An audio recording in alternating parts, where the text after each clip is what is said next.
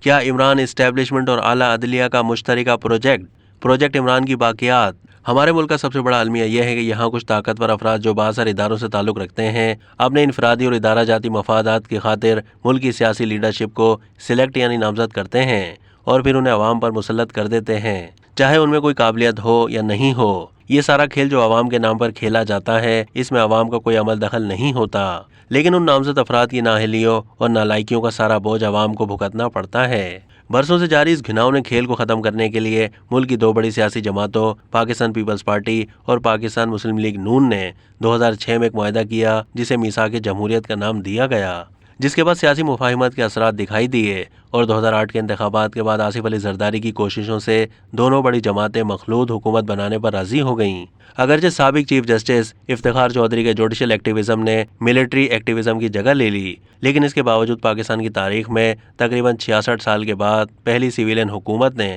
اپنی مدت پوری کی۔ اس میں سب سے خاص بات یہ تھی کہ 2008 میں بننے والی پیپلز پارٹی کی حکومت کو 2013 میں ہونے والے عام انتخابات میں شکست ہو گئی اور پھر ساری دنیا نے دیکھا کہ پاکستان کی تاریخ میں پہلی بار ہارنے والی جماعت نے اپنی ہار تسلیم کرتے ہوئے نئی حکومت کو اقتدار منتقل کر دیا۔ اس عمل کو سراہنے کے بجائے بادشاہ گھروں نے اس خیال سے یہ جمہوری اور سیاسی استحکام کہیں ان کے غیر آئینی عمل دخل کو کمزور نہ کر دے، دوبارہ سے اپنی سازشوں کا آغاز کر دیا اور عمران پروجیکٹ شروع کر دیا، جس نے تیزی سے بہتر ہوتی معیشت کو دوبارہ پٹری سے اتار دیا۔ جنرل شجاع پاشا سے شروع ہونے والے اور جنرل فیض حمید اور جنرل باجوہ تک پہنچتے اس پروجیکٹ نے پاکستان کو ہر لحاظ سے برباد کر دیا، کیونکہ اس مرتبہ عمران خان کی شکل میں اسٹیبلشمنٹ نے جو مہرہ تیار کیا تھا وہ سیاسی شعور سے مکمل عاری تھا۔ اس کے علاوہ اس میں تکبر، احسان فراموشی اور انتقام کا جذبہ کوٹ کوٹ کر بھرا ہوا تھا۔ اس کی بدترین کارکردگی نے ملک کی معیشت کا دیوالیہ نکال دیا تھا اور خارجہ محاذ پر بھی پاکستان تنہا ہو چکا تھا۔ پاکستان کی شرح نمو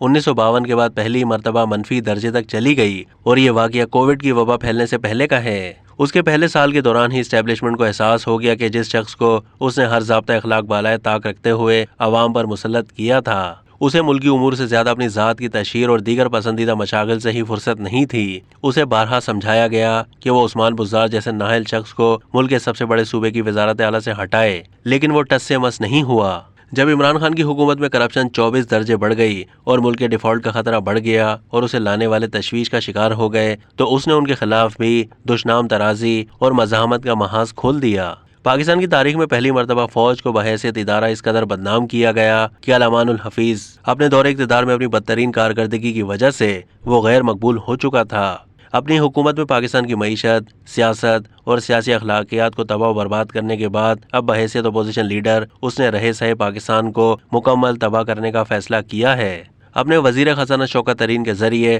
IMF کو پیغام بھیجا کہ وہ پاکستان کو قرضہ نہ دے۔ اس سے پہلے وہ بدترین شرائط پر IMF سے قرضہ لے کر اس معاہدے کی جاتے جاتے خود ہی خلاف ورزی کر کے پاکستانی معیشت کا بھرکس نکال چکا تھا۔ پروجیکٹ عمران اسٹیبلشمنٹ اور اعلیٰ عدلیہ کا مشترکہ پروجیکٹ تھا جس میں سابق چیف جسٹس ثاقب نثار بھی شامل تھے۔ فوجی اسٹیبلشمنٹ نے تو اپنی غلطی کا احساس کرتے ہوئے خود کو نیوٹرل کر لیا، جسے عمران خان نے جانور قرار دے دیا، لیکن عدلیہ میں پروجیکٹ عمران خان کی باقیات نے عدل کے ترازو کا توازن ابھی تک عمران خان کے حق میں رکھا ہوا ہے۔ ماہر قانون اور legal adviser South Asia ICJ Reema Omar نے گزشتہ 18 اہم مقدمات میں عدلیہ کے جانبدار بینچوں کا ذکر کیا ہے، جس میں اکثر مخصوص ججوں کے بینچ تھے۔ بحیثیت اپوزیشن لیڈر عمران خان نے جس طرح انصاف سے بچنے کے لیے زمان پارک اور عدالتوں میں اپنی متوازی حکومتیں بنا کر ریاست کا مذاق اڑایا، ان میں سر فہرست کبھی نہ بھولنے والا 9 مئی 2023 کا سانحہ ہے، جس میں کور کمانڈر کے گھر اور شہداء کی نشانیوں کو نظر آتش کر دیا اور GHQ پر دھاوا بول دیا۔ پیپلز پارٹی اور مسلم لیگ کے پاس آئین کی تشکیل،